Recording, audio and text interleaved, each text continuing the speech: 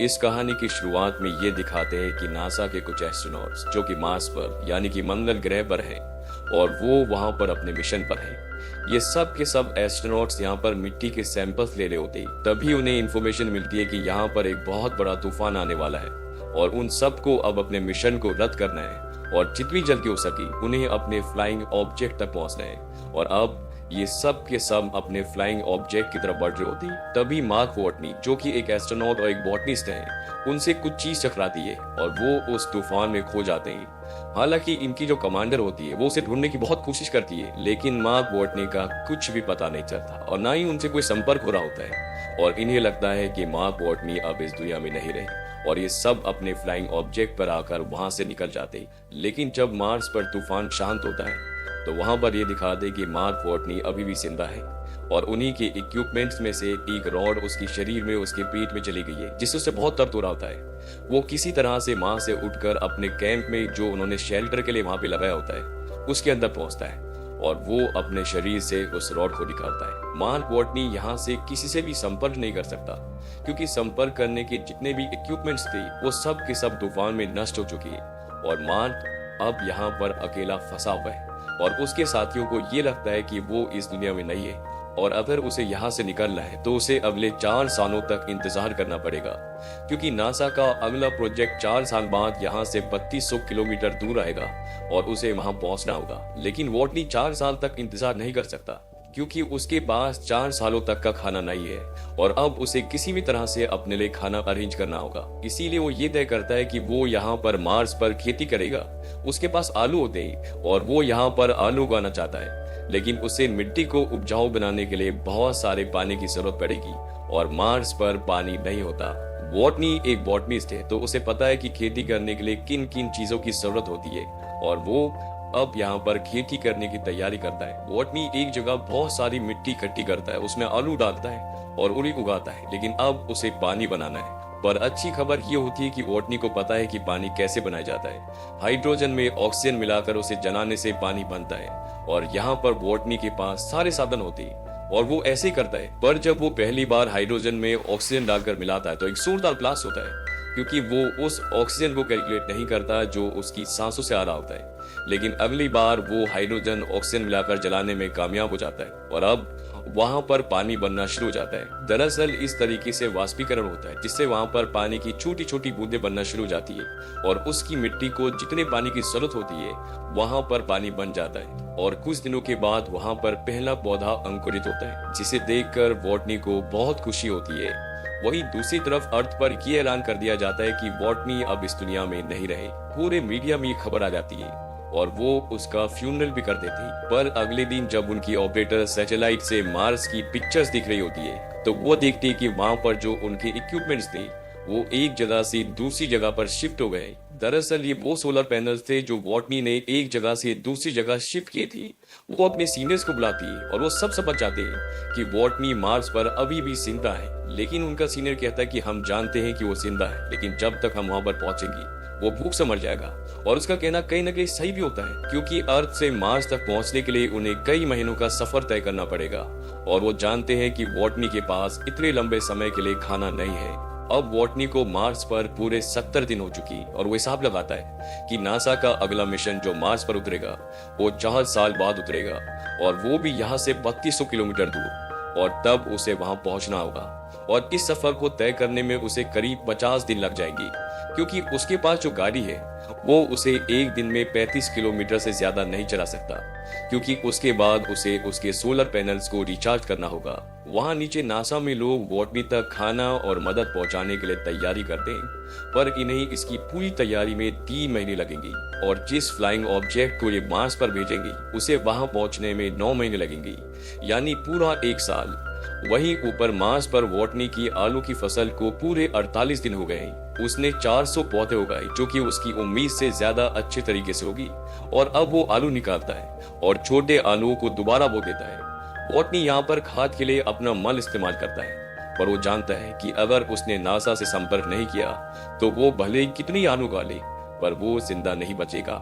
इसलिए वो वहां से एक ऐसी जगह जाता है जहां पर एक पाथ फाइंडर होता है जो 1997 में खराब हो गया था और उसका संपर्क अर्थ से टूट गया था और जब वॉटनी उस तरफ जाता है तो नीचे से नासा की टीम जो लगातार उसकी मूवमेंट पर सैटेलाइट के जरिए नजर रख रही होती है, वो समझ जाती है कि मार्क वॉटनी उस पाथफाइंडर को लेने जा रहा है, क्योंकि वहां उसके अलावा और कुछ भी नहीं होता। पर ये बहुत पुराना सिस्टम होता है और ये सिर्फ मार्स से फोटो क्लिक करके भेज सकता है। इसीलिए वॉटनी उस कैमरे के आगे 3 बोर्ड्स लगाता है। उसमें जो बीच वाला बोर्ड होता है उसमें लिखा होता है क्या आपको मेरे सिग्नल मिल रहे हैं, और लेफ्ट वाले बोर्ड में यस लिखा होता है और राइट वाले में नो। और नासा नीचे से उस पाथफाइंडर के कैमरे को यस की तरफ मूव करते हैं और वॉटनी समझ जाता है कि वो मुझे देख रहे हैं और इस बात से उसे बहुत खुशी होती है। और इसके बाद वॉटनी उनसे बात करने के लिए कोड्स का इस्तेमाल करता है और अब ये आपस में मैसेजेस के थ्रू बात कर सकते हैं। और नासा से उसे मैसेज भेजा जाता है कि तुम्हारे लिए खाना और जरूरी सामान भिजवा रहे हैं। वॉटनी को यहाँ पर यह भी पता चलता है कि अभी तक नासा ने उसके क्रू को ये नहीं बताया कि वो जिंदा है, और जिस क्रू का ये मेंबर था वो अभी भी अंतरिक्ष में है और अर्थ की तरफ आ रहे हैं। पर अब नासा वॉटनी के क्रू को बता देती है कि वॉटनी जिंदा है। इससे उसके क्रू मेंबर्स को खुशी होती है और दुख भी। उन्हें दुख इसलिए होता है कि वो वॉटनी को वहां अकेला छोड़ाए, पर अब वो कुछ नहीं कर सकती।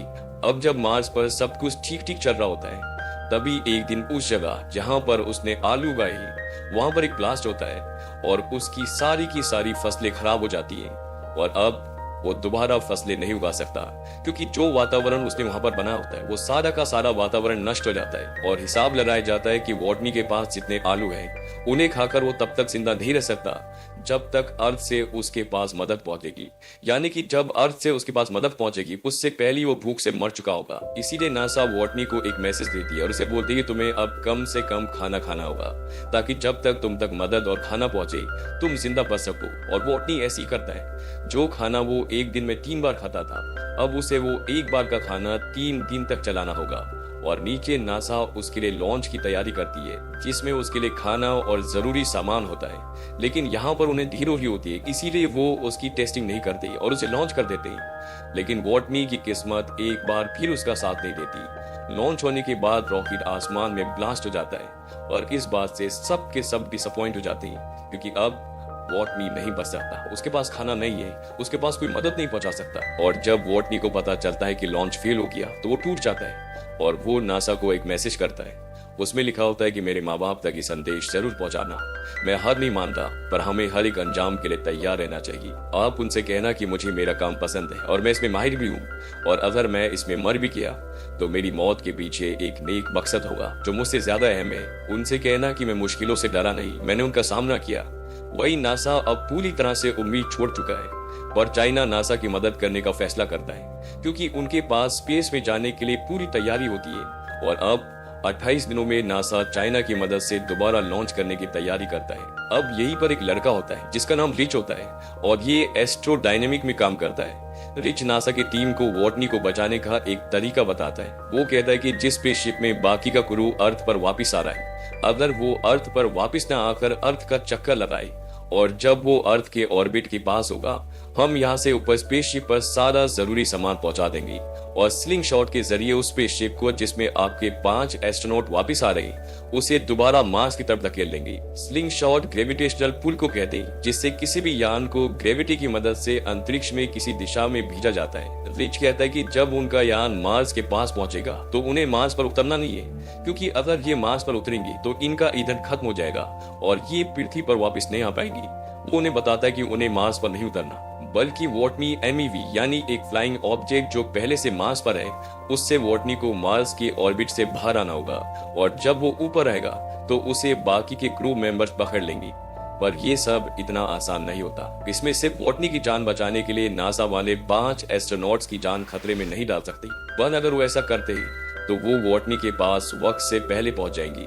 लेकिन बाकी के क्रू जो अब अपने घर पहुंचने वाले हैं, उनका मिशन 533 दिन और बढ़ जाएगा और नासा ये तय करती है कि वो ये नहीं करेंगी, क्योंकि वो सिर्फ वॉटनी की जान बचाने के लिए, जिसकी जान बचने की उम्मीद पहले से बहुत कम है, अपने 5 एस्ट्रोनॉट्स की जान खतरे में नहीं डाल सकते। वही मार्स पर वॉटनी अब उस काम को पूरा करने में लग जाता है जिसके लिए वो यहाँ आए थे और जो तूफान की वजह से अधूरा रह गया था। वही दूसरी तरफ रिच पर्नेल, वही लड़का जिसने नासा को वॉटनी को वापस लाने का प्लान बताया था, वो किसी तरह से वॉटनी तक पहुंचने का पूरा प्लान इन 5 एस्ट्रोनॉट तक पहुंचा देता है और ये 5 नासा की परमिशन के बिना ही वॉटनी को वापस लाने का फैसला करते हैं और जब नासा देखता है कि उनके फ्लाइंग ऑब्जेक्ट की दिशा बदल रही है तो वो समझ जाते हैं कि ये पांचों एस्ट्रोनॉट अब वॉटनी को लेने वापस जा रहे हैं और नासा उन तक उनका सारा जरूरत का सामान पहुंचा देता है। इस काम में चाइना उनका साथ देता है।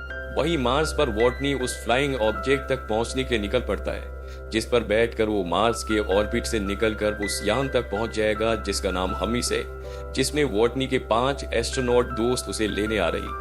वॉटनी अब 90 दिन के लंबे सफर के बाद उस जगह तक पहुंच जाता है जहां से वो मार्स से निकल सकता है, पर ये इतना आसान नहीं है क्योंकि इस फ्लाइंग ऑब्जेक्ट में वजन बहुत ज्यादा होता है। इसीलिए वॉटनी को उसके लगभग सारे पार्ट्स निकालने पड़ते हैं क्योंकि अगर वजन कम नहीं हुआ तो वॉटनी अंतरिक्ष तक पहुंच ही नहीं पाएगा और जिस फ्लाइंग ऑब्जेक्ट से वो 5 एस्ट्रोनॉट आ रहे हैं अगर वो मार्स पर उतरा तो उनका फ्यूल खत्म हो जाएगा और वो वापस अर्थ पर उतर ही नहीं पाएंगी। इसीलिए वॉटनी को अपने फ्लाइंग ऑब्जेक्ट से 5000 किलो कम करना होगा और वॉटनी को अपने फ्लाइंग ऑब्जेक्ट से सभी सामान को उतार कर बाहर फेंकना पड़ता है। और अब वॉटनी एक ऐसे फ्लाइंग ऑब्जेक्ट से अंतरिक्ष में जाएगा जिससे अंतरिक्ष तक पहुंचना बहुत मुश्किल है, पर वॉटनी को ऐसा करना पड़ता है। पूरी दुनिया की नजर इस मिशन पर होती है और वॉटनी टेक ऑफ करता है और अब उसका फ्लाइंग ऑब्जेक्ट अंतरिक्ष की तरफ उड़ना शुरू हो जाता है और वो अंतरिक्ष में पहुंच जाता है। उसके साथ ही उसके साथ रेडियो के जरिए कम्युनिकेट करने की कोशिश करते हैं, पर वो दबाव की वजह से बेहोश हो गया होता है, इसीलिए बात नहीं हो पाती। पर कुछ देर बाद उसे होश आ जाता है और सब बहुत खुश हो जाते हैं। अब यहाँ पर एक और मुसीबत होती है कि वॉटनी की स्पीड बहुत तेज होती है और उसे पकड़ना इतना आसान नहीं है।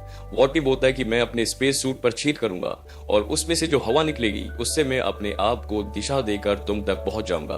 उसके साथ ही उसे ऐसा करने के लिए मना करते हैं। वहीं अभी भी हमी स्पेसशिप की स्पीड बहुत तेज होती है, इसीलिए उन्हें वहां बॉम्ब बनाकर अपने स्पेसशिप का एक हिस्सा उड़ाना पड़ता है जिससे उसकी स्पीड कम हो जाती है और अब उन्हें वॉटनी अपनी ओर आता दिखाई देता है और स्पेसशिप की कमांडर एक फ्लाइंग चेयर पर बैठकर वॉटनी को पकड़ने के लिए जाती है, पर जिस रस्सी से वो बंधी होती है वो खत्म हो जाती है और वॉटनी तक पहुंचना अब नामुमकिन है। और वॉटनी यहाँ पर वही करता है जो उसने कहा था। वो अपने स्पेस सूट पर छेद करता है और अपने फ्लाइंग ऑब्जेक्ट को छोड़ देता है और उसके स्पेस सूट से जो हवा निकल रही होती है वो उससे अपने आप को दिशा देता है और किसी तरह से वो अपने कमांडर तक पहुंच जाता है जो उसे चेयर पर बैठकर वहां पर लेने आया होता है। लेकिन जैसे ही वो उसका हाथ पकड़ने वाला होता है वो उसके हाथ से छूट जाता है, लेकिन जिस रस्सी से वो बंधी होती है वॉटनी उस रस्सी को पकड़ लेता है और इस तरह से ये वॉटनी को वापस अपने स्पेसशिप में ले आती है और वॉटनी की जान बच जाती है। और इतनी मुश्किलों का सामना करने के बाद जब वॉटनी अर्थ पर आता है तो वो एस्ट्रोनॉट्स का इंस्ट्रक्टर बन जाता है जो उन्हें ये सिखाता है कि दूसरी दुनिया में दूसरे ग्रह पर जिंदा कैसे रहा जाता है। और इसी के साथ ये फिल्म, ये कहानी यहीं पर खत्म हो जाती है। ये फिल्म सन 2015 में आई थी और ये एक बहुत ही कामयाब फिल्म थी।